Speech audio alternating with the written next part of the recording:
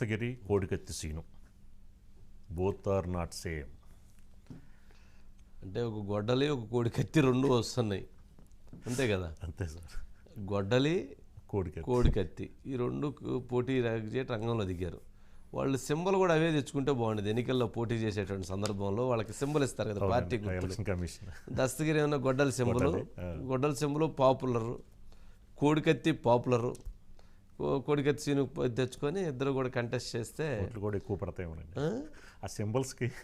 ఇప్పుడు మనం బయట చూస్తే మీడియాలో కానీ విడిగా కానీ సైకిల్ గుర్తు, గ్లాస్ గుర్తు, లేకపోతే ఫ్యాన్ గుర్తు వీటికంటే కూడా ఇప్పుడు గొడ్డల గుర్తు కానీ తెచ్చుకుంటే గొడ్డల గుర్తుకి ఇప్పుడు విపరీతంగా మీడియాలో చూపించారు కదా గొడ్డలు. అట్లా కోడికత్తిని కూడా విపరీతంగా చూపించారు కదా. రెండింటికి పాపులారిటీ ఉంది కాబట్టి ఆ రెండింటి సింబల్ తోటి వాళ్ళిద్దరూ పోటీ చేయడంలో తప్పులేదు.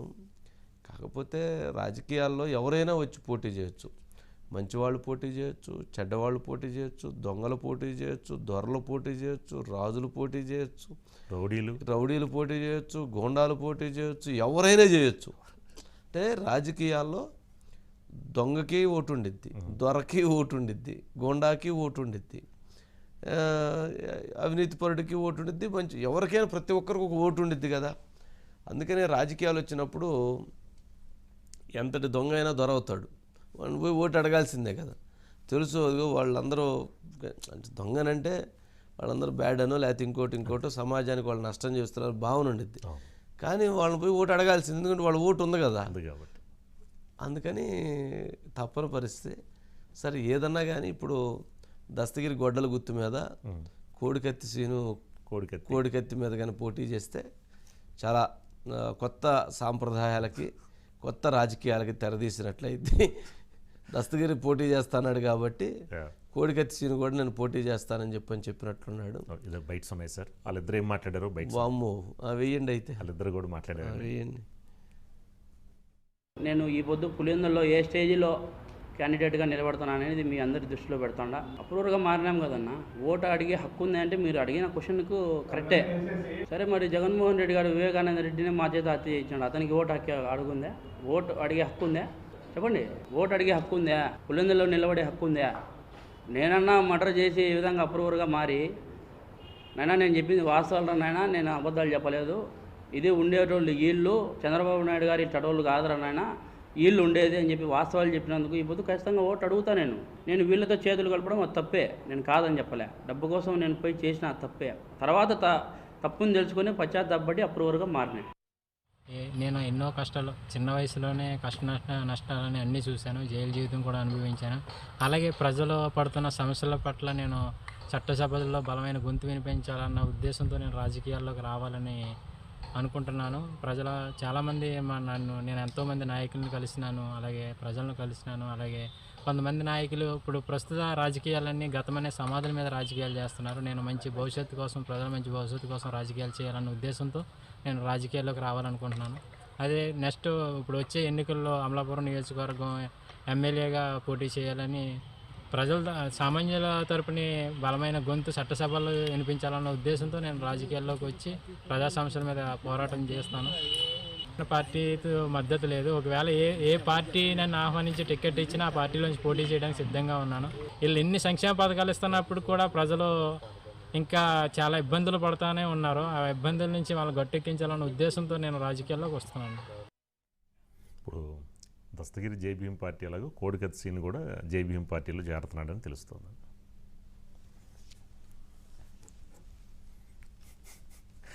ఎమ్మెల్యే సీటు డైరెక్ట్ తప్పలేదు. అది ఎవరైనా పోటీ చేయొచ్చు కదా. పోటీ చేయడంలో వాళ్ళకి రైట్ ఉంది. అది మనం రైట్ ఉంది, తప్పేం లేదు.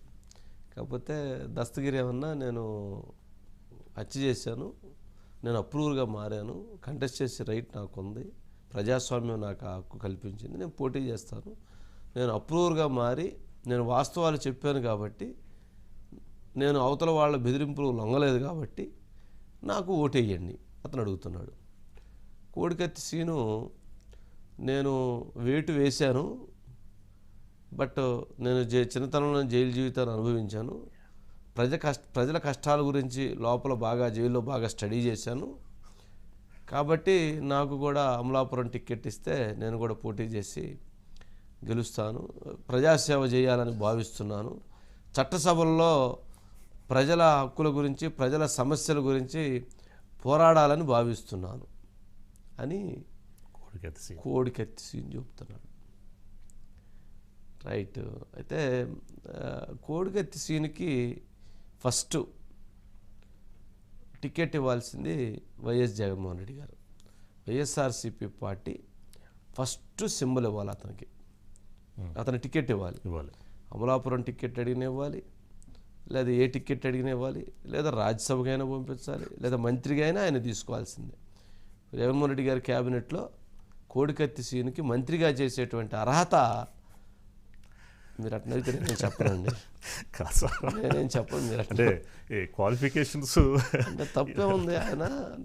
అతను అడుగుతున్నాడు ఎందుకు అతనికి క్యాబినెట్లో, జగన్మోహన్ రెడ్డి గారి క్యాబినెట్లో కోడికత్తి సీన్కి ఎందుకు అవకాశం ఇవ్వాలంటే, ఎందుకంటే మొన్న ఎలక్షన్స్లో అతను విజయం సాధించడానికి ఇదొక పరోపకారంగా జగన్మోహన్ రెడ్డి గారిని ఆ కోడికత్తితోటి గీసి అతనే చెప్పాడు, ఒక సింపతి క్రియేట్ చేసి జగన్మోహన్ రెడ్డి గారు సీఎం కావాలంటే, ఒక సింపతి క్రియేట్ కావాలంటే నేను అందుకని ఒక పథకంగా దాన్ని ఇచ్చేసి ఆయన్ని కోడికత్తితోటి దాన్ని డెటాల్తోటి బాగా ఇచ్చేసి మళ్ళీ ఎక్కడ ఇది కాకుండా దాన్ని గీశాను అది అని అతను స్టేట్మెంట్ ఇచ్చాడు. కోర్టుకు కూడా స్టేట్మెంట్ ఇచ్చారు. అందుకని జగన్మోహన్ రెడ్డి గారు సీఎం కావాలి అనేటువంటి ఆపేక్షతో, జగన్మోహన్ రెడ్డి గారిని సీఎం చేయాలనేటువంటి ఒక తపనతో ఆయన ఆ పని చేశాడు కోడికత్తి సీన్. దాంతో జగన్మోహన్ రెడ్డి గారు సీఎం అయ్యారు. సరే ఈ 5 సంవత్సరాలు జగన్మోహన్ రెడ్డి గారు కోర్టుకి వెళ్ళలేదు. సరే ఇదంతా ఒక సబ్జెక్టు. మరి కోర్టుకి సీఎం కావాలి అనేటువంటి ఒక ప్రేమతో ఆయన చేసినటువంటి ఒక మిస్టేకు అతను 5 సంవత్సరాల జైలు జీవితాన్ని అనుభవించేట్టుగా చేసింది కదా. మరి ఆయన ఆ సీఎం అవటంలో అతని ప్రాధాన్యత, కష్టం ఉంది కదా. ఆ కష్టం ఉంది కాబట్టి అతనికి కోడికత్తి సీన్కి అమలాపురం టికెట్ ఇచ్చి జగన్మోహన్ రెడ్డి గారు క్యాబినెట్లో మంత్రిగా ఇవ్వటంలో ఎటువంటి తప్పు లేదు. అలాగే దస్తగిరి కూడా ఆ రోజు వైఎస్ వివేక హత్య జరిగిన తర్వాత వివేకానంద రెడ్డి అని చంద్రబాబు నాయుడు గారు, లోకేష్ గారు వీళ్ళందరూ హెలికాప్టర్ వేసుకొని పోయి గొడ్డలు తీసుకొని పోయి తీసుకుని చంపించారని చెప్పని నారాసు రక్త చరిత్ర అని రాశారు కదా. మరి అలాగే ఆయన అది కూడా జగన్మోహన్ రెడ్డి గారికి సింపతి అయింది కాబట్టి వారు కూడా దస్తగిరిని సరే నువ్వు ఎట్లను మా మీద విభేదించినా పర్వాలేదు, ఆ రోజు సీఎం కావటం కోసం మీ పాత్ర మేము నువ్వు ఆ రోజు నువ్వు నరకకపోతే వైఎస్ వివేకానంద రెడ్డి గారిని మిగిలినటువంటి వాళ్ళు నరికేవాళ్ళు కాదు, వాళ్ళు నరకకపోతే ఆయన్ని బతుకుండేవాడు, బతుకుంటే వేరేగా ఉండే రాజకీయాలు కాబట్టి నువ్వు నరికేవు కాబట్టి అవినాష్ రెడ్డి గారి తరపున, జగన్మోహన్ రెడ్డి గారు నేను అంటా, అవినాష్ రెడ్డి గారి తరపున నువ్వు క్యాబినెట్లో అర్హత ఉంది, క్యాబినెట్లో ఇద్దరు దస్తగిరిని కూడా మంత్రిగా పెట్టే అంటే అవకాశం ఇవ్వచ్చు అనే అభిప్రాయం వాళ్ళిద్దరికి ఉంది. దస్తగిరి గారు కోడికత్తి సీన్కి. ప్రజలకి అలాంటి అభిప్రాయాలు లేవు అని అనుకుందాం. సరే చూద్దాం ఇదంతా ఎట్లా ఉండిద్దంటే, ఇప్పుడు కోడికత్తి సీన్ ఇంకో రోజు ఆగి ఇంకో ప్రెస్ కాన్ఫరెన్స్ పెట్టి అసలు నన్ను ఆ రోజు జగన్మోహన్ రెడ్డి గారు గిచ్చమన్నాడు అని అంటే అది ఇంకో ప్రమాదం. ఇట్లాంటివి చాలా జరుగుతాయి, చాలా ఉంటాయి. బట్ రాజకీయాలు రావాలనుకోవడం తప్పులేదు. కానీ మురళి ఉన్నారు సార్. ఏం Murali sir? Good evening sir. Good evening. మొత్తానికి 2 ఎమ్మెల్యే క్యాండిడేట్లు వచ్చారు, కాబోయే మంత్రులు 2 వచ్చారు. ఏంటి రాజకీయాన్ని మొత్తాన్ని ఇప్పుడు కేఏ పాల్ గారు ఏం ఆఫర్ చేయలేదు వీళ్ళిద్దరిని నా పార్టీలోకి రండి, అందరూ వస్తున్నారు మీరు వచ్చేసేయండి అని? లేదు సార్, కేఏ పాల్ గారు ఆఫర్ చేయలేదు సార్. కానీ వీళ్ళిద్దరూ దస్తగిరి అయితే ఇప్పటికి ఆల్రెడీ జై భారత్ భీమ్లో పార్టీలో చేరి పులివెందుల అభ్యర్థిగా నిలబడుతున్నట్టుగా అధికారికంగా కూడా ప్రకటించారండి. మరి కాసేపట్లో కోడికత్తి సీన్ కూడా జై భారత్ భీమ్ పార్టీలో చేరిన తర్వాత అమలాపురం నుంచి శాసనసభ్యుడిగా పోటీ చేయడానికి రంగం సిద్ధం చేసుకున్నాడు సార్. అయితే 2019 ఎన్నికల ముందు జరిగినటువంటి 2 ప్రధానమైనటువంటి అంశాలలో ఘట్టాలలో వీళ్ళిద్దరూ నిందితులండి. ఆ నిందితులు ఇద్దరు కూడా ఒక న్యాయమూర్తి పెట్టినటువంటి పార్టీ నుంచి ఈరోజు ప్రజాక్షేత్రంలో వారు నిలబడుతున్నటువంటి అంశం సార్. అయితే ఎందుకంటే ఇక్కడ సార్ వీళ్ళు గెలిపోవడం పక్కన పెడితే సార్, అంటే జగన్మోహన్ రెడ్డి గారు చేసినటువంటి పరిపాలన పట్ల కానీ, లేదా ఆ రోజు ఎవరైతే చెప్పారని వీరు భావించే అందులో నిందితులుగా మారిపోయారో, ఆ ఘటనలో నిందితులయ్యారో, ఆ అంశానికి సంబంధించి వీరిపై జరిగినటువంటి న్యాయం కానీ, లేకపోతే వీరికి జరిగినటువంటి అన్యాయం కానీ, లేకపోతే వీరి కుటుంబానికి జరిగినటువంటి నష్టం కానీ, వాటన్నిటిని కూడా ఎవరు చెప్పినా ఎనర కనుక ఈ రూపంలో వారు ఈ రకంగా ఒక పోటీ చేసి ఒకటి నిరసన తెలియజేయడం, రెండు ఆయా నియోజకవర్గాల ద్వారా పోటీ చేసినప్పుడు ప్రజలకు జరిగినటువంటి ఘటనలు వివరించే ప్రయత్నంలో భాగంగానే వీరిద్దరూ కూడా అంటే వారికి జరిగినటువంటి అన్యాయాల్ని ప్రజాక్షేత్రం ద్వారా ప్రజలకు తెలియజేసే ప్రయత్నంలో భాగంగానే వీరు పోటీ చేస్తున్నారని భావించవచ్చండి.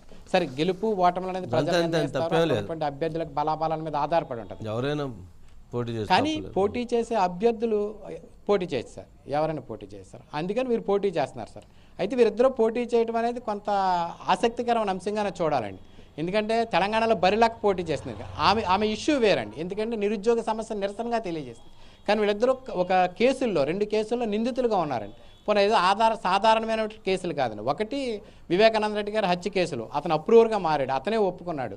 అతను ప్రస్తుతం బెయిల్మై ఉండి మళ్ళీ అతను వచ్చాడు. అంటే అతను రేపు పొద్దున్న ప్రచారానికి వెళ్ళినప్పుడు, పులివెందుల్లో ప్రచారం చేసినప్పుడు అక్కడ జరిగినటువంటి నిజాల కనుక నేను అప్రూవల్గా మారారని చెప్తే కనుక అది ఎంత ఇంపాక్ట్ రాష్ట్ర వ్యాప్తంగా చూపిస్తుంది.